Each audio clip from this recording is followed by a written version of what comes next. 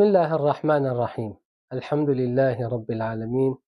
Ve afdalus salati ve etemmut teslimi ala seyyidina Muhammedin er-Resulil emin sallallahu aleyhi ve sellem. Değerli, kıymetli, muhterem bacı kardeşlerim. Allah'ın izniyle ya yarın Sebt günü ya da birisi gün Ahad günü Nur ayına girrik. Nur ayı ne demek? Bizim Türkmenca'da, Türkmen adet tekalidimizde diğer Nur ayı, yani Recep ayı. Recep ayı da bizim dinimizde çok mühim bir aydı. Önemi, ehemmiyeti hardan gelip Allah Subhanahu ve Teala Kur'an'da konuşur. Recep minel eşhurul hurum. Eşhurul hurum 4 aydı bizde. Recep, Zülhicce, Zülka'de, El-Muharram. Bu 4 ay ki belə deyilir özünə Eşhurul Hurum, dinimizdə çox önemli aylardır. Allah Kur'an'da zikr edir özünü. Bismillahirrahmanirrahim.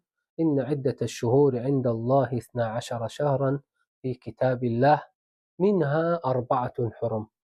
Zâliked-dînul qayyim. Felâ tazlimû fîhinne enfusekum. Çok mühimdir bu noktada durağın.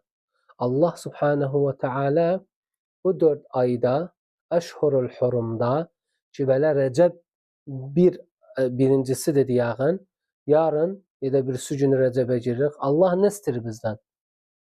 Allah ne istir bizden Recep'te? Der la tazlimu fihinne enfusekum. Öz-özünüze zulmetmeyin bu 4 ayda. Ve hasaten Recep'te. Recep ayında.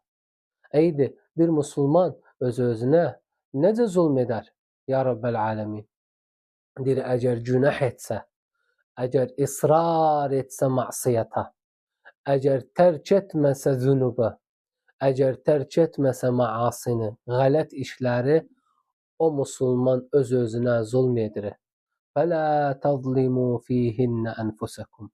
Bu 4 ay Recep de içindedir. Nur ayı ki biz diyarıq özünə. İnşallah yarın ya da bir gün Recep girer. Gerek Müslüman daha fazla taat etsin Recep'te. Daha fazla oruç olsun. Bazı Müslümanlar derler, valla Recep'in orucu yoktu. Bəli, Recep'te oruç olmak var. Tatavvu olmak var. Allah Subhanahu ve Teala Kur'an'da bunu men etmedi. Bel Peygamber sallallahu aleyhi ve sellem hadiste buyurur. Sum minel hurum vaftur. Sum minel hurum vaftur. Ayrı hadiste Usame bin Zeyd Peygamber Efendimiz'den sorar. Ya Resulallah, sen Şaban'ı çok orucu olsan.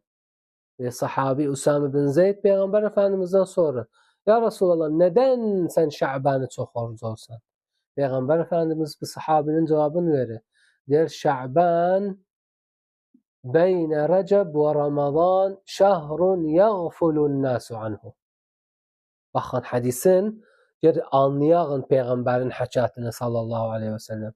Der Müslümanlar Şaban'dan gafil olarlar. Şaban Recep'in ortasında, Ramazan'ın ortasında. Yani evvelen Recep, sonra Şaban, sonra Ramazan. Yani manası nedir Peygamber sallallahu aleyhi ve sellem'in bu hadiste? Yani Müslümanlar Recep'e oruç olurlar, Ramazan'a oruç olurlar, Şaban'dan gafil olurlar. İzen Recep'in orucu var imiş. Tatavvu oruç olarmış idilər sahabalar Recep'te. Bak nedir? Şaban şehrun yağfulun nasu anhu beyne Recep ve Ramazan. İzen Ramazan'da oruç var, Recep'te de oruç var, Şaban'da da oruç var.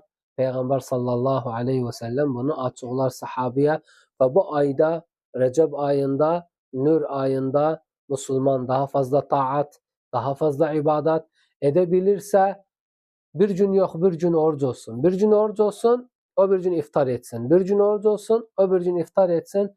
O Peygamber sallallahu aleyhi ve sellem bir en iyi oruç olmak belədir. Bir gün olasan, bir gün iftar edesen. O buna da dedi siyam Nebiyullahi Davud aleyhisselam. Onun için bazı alem buyurur, diyor, valla Recep'te oruç olmak yoktu. Yok, galattı. Recep'te oruç olmak var. və oruc olmağın savabı çox-çoxdur Allah Subhanahu və Teala yanında. Muhterem kardeşlerim, Nur ayı, Recep ayı, taat ayı, bizim dedelerimiz, həbələrimiz, bibilərimiz görmüşdük özlərini. Rəcəbi kamil oruc olardılar. Şəbəni kamil olardılar.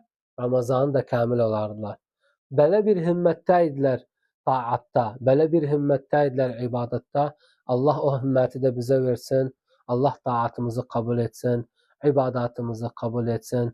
Bərəkətini üzerimizə indirsin. Və sallallahu ala seyyidina Muhammed və ala alihi və sahbihi və sellim.